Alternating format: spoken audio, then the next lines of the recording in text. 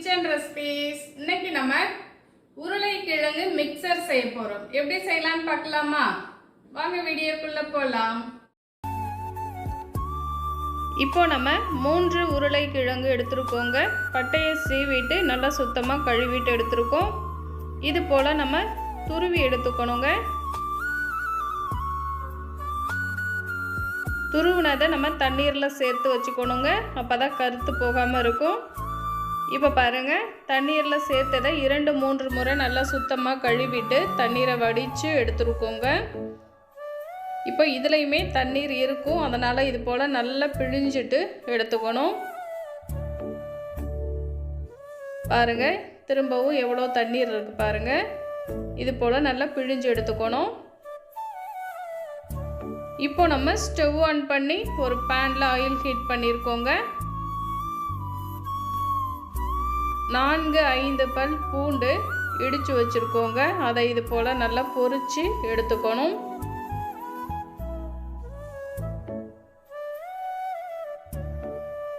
இப்போ இது கூடவே 2 கொத்து கறிவேப்பிலை சேர்த்து பொரிச்சிக்கலாங்க.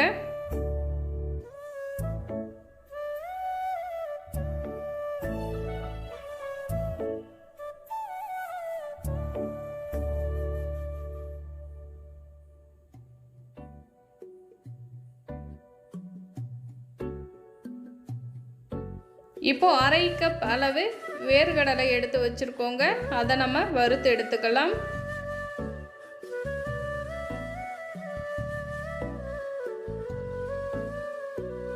இப்போ இதுவும் ரெடி ஆயிடுச்சுங்க, எடுத்துடலாம்.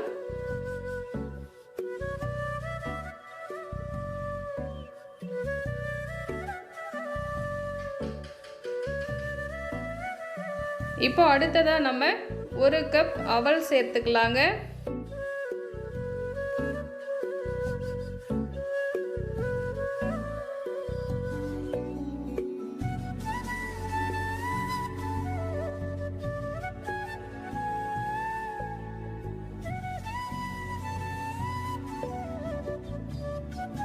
இப்போ பாருங்க, இதுவுமே ரெடி ஆயிடுச்சு, எடுத்துடலாம்.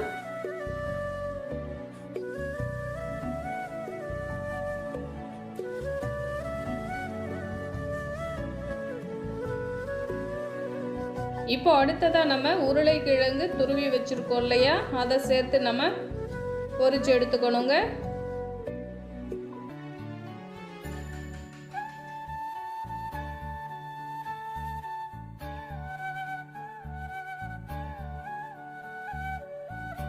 இப்போ பாருங்கள், நல்ல நிறம் மாறி பொரிஞ்சு வந்திருக்கு. பபிள்ஸ் எல்லாம் நல்லா அடங்கின பிறகு நமக்கு நல்ல மொறுமொறுன்னு கிடைக்குங்க. இப்போ நமக்கு ரெடி ஆயிடுச்சு, எடுத்து ஒரு பிளேட்டுக்கு மாற்றிக்கலாம்.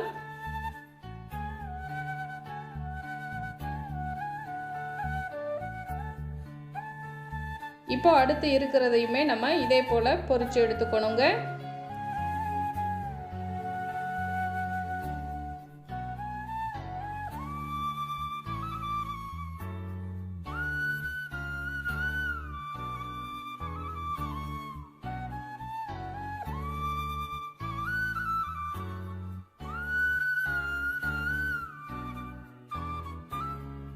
இப்போ நம்ம மசாலா ரெடி பண்ணிக்கலாங்க.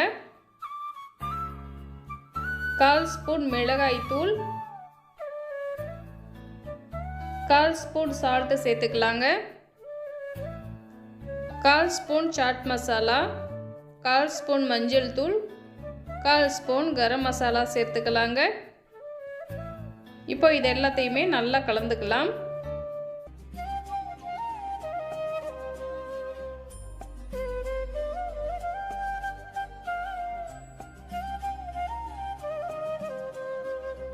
இப்போ நம்ம இதை மிக்சர் கூட சேர்த்துக்கலாங்க.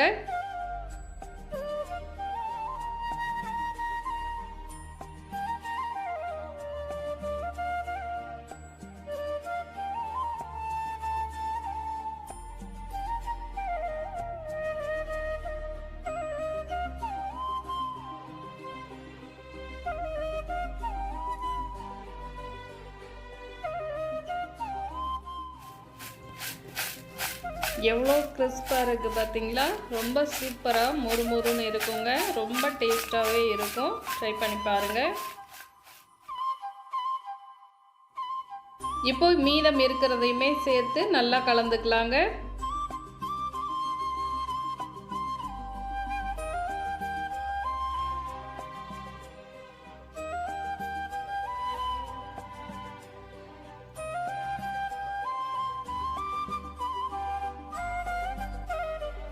இப்போ பாருங்கள், நமக்கு ரொம்ப ஈஸியாக செய்யக்கூடிய ரொம்ப டேஸ்டான சூப்பரான உருளைக்கிழங்கு மிக்சர் ரெடி ஆகிடுச்சுங்க. ட்ரை பண்ணி பாருங்கள்.